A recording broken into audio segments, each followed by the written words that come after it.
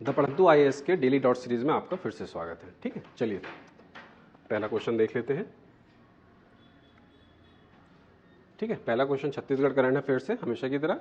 ठीक है, पहला प्रश्न है, मुख्यमंत्री श्री भूपेश बघेल को किस विश्व प्रसिद्ध यूनिवर्सिटी ने डॉक्टरेट की उपाधि से नवाजा है। ठीक है, आपको बताना है कि किस विश्व प्रसिद्ध यूनिवर्सिटी ने भूपेश बघेल को, है ना, डॉक्टरेट की उपाधि से नवाजा है। तो उसको देखना है आपको। ऑक्सफोर्ड यूनिवर्सिटी, हार्वर्ड यूनिवर्सिटी, है ना, सोरबोन यूनिवर्सिटी और स्टैनफोर्ड यूनिवर्सिटी। ठीक है, तो इसका सही आंसर है सी, सोरबोन यूनिवर्सिटी, फ्रांस से। चलिए इसके बारे में कुछ देख लेते हैं। ठीक है, तो मुख्यमंत्री श्री भूपेश बघेल को विश्व प्रसिद्ध सोरबोन यूनिवर्सिटी द्वारा छत्तीसगढ़ की ग्रामीण अर्थव्यवस्था को सीमित एवं स्थानीय संसाधनों की उपयोगिता के साथ आगे बढ़ने की विशिष्ट पहल के लिए डॉक्टरेट की उपाधि दी गई है। क्यों दी गया है? क्योंकि छत्तीसगढ़ की ग्रामीण अर्थव्यवस्था को सीमित एवं स्थानीय संसाधनों में आगे बढ़ाया है ना, उसके विशिष्ट पहल के लिए डॉक्टरेट की उपाधि दिया गया है सोरबोन यूनिवर्सिटी, फ्रांस के द्वारा। ठीक, और मुख्यमंत्री श्री भूपेश बघेल को 23, है ना, 2023 में श्री अरबिंदो फाउंडेशन द्वारा राजधानी रायपुर स्थित होटल सायाजी में आयोजित Sorbonne university of Paris, France के कार्यक्रम ग्लोबल्स अवार्ड में शामिल हुए थे। ठीक, इसके अलावा हेमचंद यादव विश्वविद्यालय दुर्ग से भी मुख्यमंत्री भूपेश बघेल को पीएचडी की मानक उपाधि मिली है। और इनके साथ ही विश्वविद्यालय ने पंडवानी गायिका पद्मश्री उषा बारले को भी पीएचडी की मानक उपाधि से सम्मानित किया है। ठीक है, अगला क्वेश्चन देख लेते हैं। ठीक है, अगला क्वेश्चन है, हमर सुघ्घर लइका अभियान संबंधित है। ठीक है, आपको बताना है किससे? बच्चों के शिक्षा से संबंधित, बच्चों के खेलने के प्रति रुझान बढ़ाने के लिए, बच्चों के कुपोषण को दूर करने के लिए, या बच्चों के सांस्कृतिक विकास के लिए। ठीक है, तो आपको बताना है कि हमर सुघ्घर लइका अभियान संबंधित है। ठीक है, तो इसका आंसर होगा बच्चों के कुपोषण दूर करने के लिए, ऑप्शन सी। ठीक है, चलिए इसके बारे में देख लेते हैं थोड़ा सा। ठीक है, ये 21 मई 2023 को छत्तीसगढ़ के मुख्यमंत्री भूपेश बघेल ने दुर्ग जिले के सांकरा में भरोसे के सम्मेलन कार्यक्रम में हमर सुघ्घर लइका अभियान का शुभारंभ किया था। ठीक, हमर सुघ्घर लइका अभियान का उद्देश्य जिले के सर्वे सूची के आधार पर, ठीक, चिन्हित 1800 कुपोषित बच्चों को शीघ्र पोषित बच्चों की श्रेणी में लाना है। और ये जिले स्तर पर शुरू किए जाने वाला यह राज्य में पहला कार्यक्रम है। कहां पे? जिले स्तर पर शुरू किए जाने वाला यह राज्य का पहला कार्यक्रम है। इस अभियान की विशेषता है ना, एपेटाइट टेस्ट के आधार पर बच्चों की ग्रोथ का प्रबंधन करना है। ठीक, इसमें एएनएम व मितानिन घर घर जाकर कुपोषण की श्रेणी में आने वाले बच्चों का एपेटाइट टेस्ट करेंगे। ठीक, अगला क्वेश्चन देख लेते हैं। ये इंडिया करंट अफेयर के लिए है।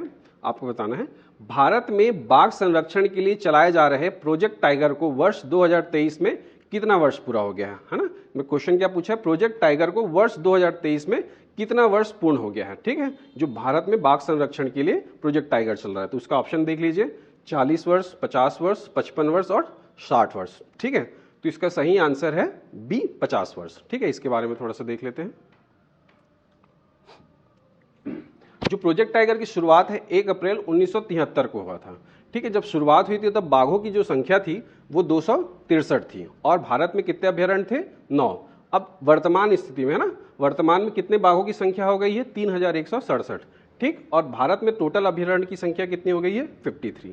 तो जो प्रोजेक्ट टाइगर के 50 वर्ष पूर्ण होने के उपलक्ष्य में स्मरणोत्सव कार्यक्रम, ठीक है, कहाँ आयोजित किया था? मैसूर विश्वविद्यालय में। कब? 9 अप्रैल 2023 को। ठीक, इस दिन, ठीक है, प्रधानमंत्री मोदी ने या प्रधानमंत्री जी ने भारतीय बाघ अनुमान का 5वां चक्र का सारांश रिपोर्ट भी इसी दिन दिया। इसी के आधार पे ये संख्या है। ठीक है, जो प्रोजेक्ट टाइगर के 50 वर्ष पूर्ण होने के उपलक्ष्य में एक डाक टिकट, क्या है, डाक टिकट भी जारी किया गया है।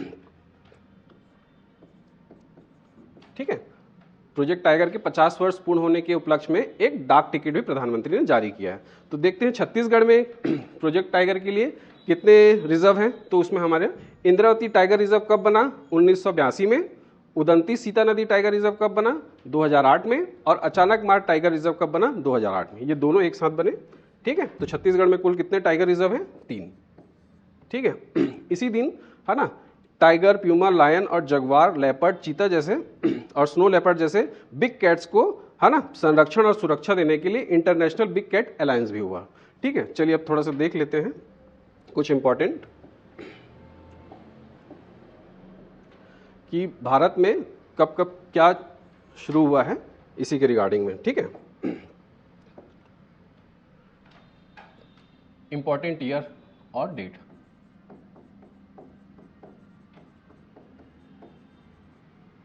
ठीक है, 1973 और 1992 और 2002, ये 3 साल है, इसको याद रखना है आपको। तो 19 है ना, 1973 में क्या शुरू हुआ? Project tiger. क्या शुरू हुआ? Project tiger. ठीक है, और 1992 में क्या शुरू हुआ? Project elephant.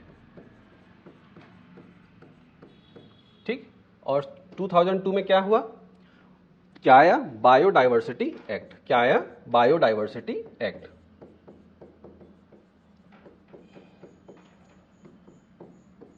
ये इंपॉर्टेंट ईयर है। ठीक है, इस दिन जैव विविधता अधिनियम, इसको हिंदी में बोलेंगे जैव विविधता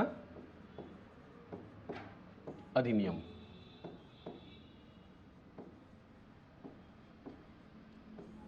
ठीक है, तो ये कुछ इंपॉर्टेंट ईयर है, इसको आप याद रखिएगा। इसके साथ साथ कुछ और इंपॉर्टेंट ईयर है, उसको भी डिस्कस कर लेते हैं। ठीक है, ये एक्ट, इसको एक्ट के हिसाब से याद रखिएगा।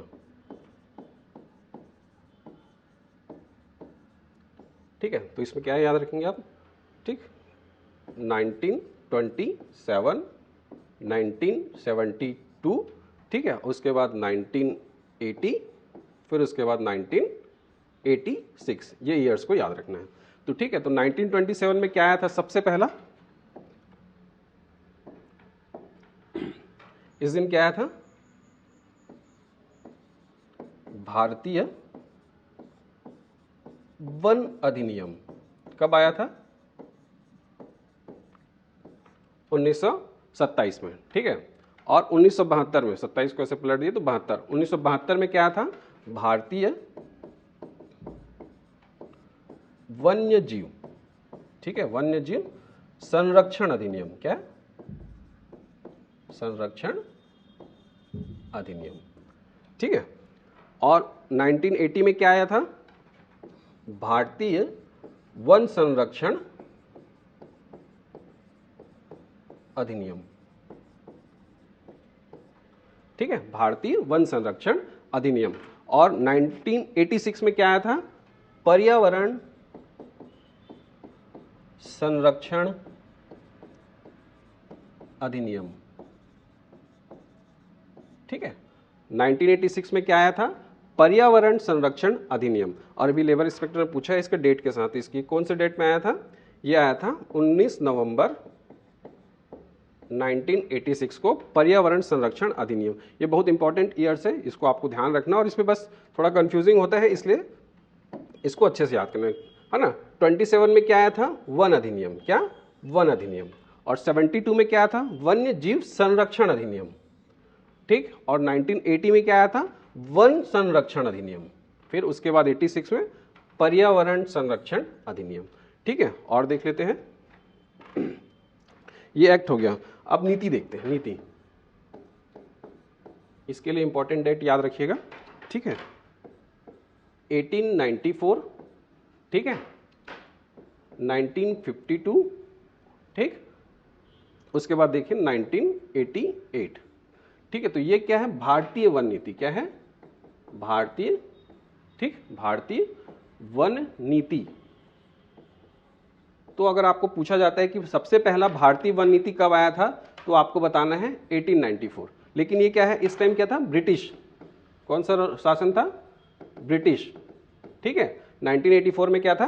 ब्रिटिश शासन था। और जो भारत सरकार लेके आई थी, ठीक है, भारत सरकार ये कब लाई थी पहली वन नीति? 1952 को और 1988 को। ठीक है, ये इंपॉर्टेंट डेट्स हैं, इसको याद रखना। अब देखिए एक्ट है ना, और नीति में क्या डिफरेंस है? ठीक है, एक्ट और नीति में क्या डिफरेंस है? तो जो एक्ट होता है ना, एक संवैधानिक प्रोसेस है, ये लोकसभा, राज्यसभा, फिर राष्ट्रपति से ही अनुमोदित होके ये, ठीक है, इसमें चेंज नहीं करते, इसमें संशोधन होता है। ठीक, और ये जो नीति रहती है, ये सरकार अपने अपने कार्यकाल में अपने हिसाब से डिजाइन करता है, मतलब उसको चेंज कर सकता है या बनाता है। ठीक है, चलिए नेक्स्ट क्वेश्चन देख लेते हैं।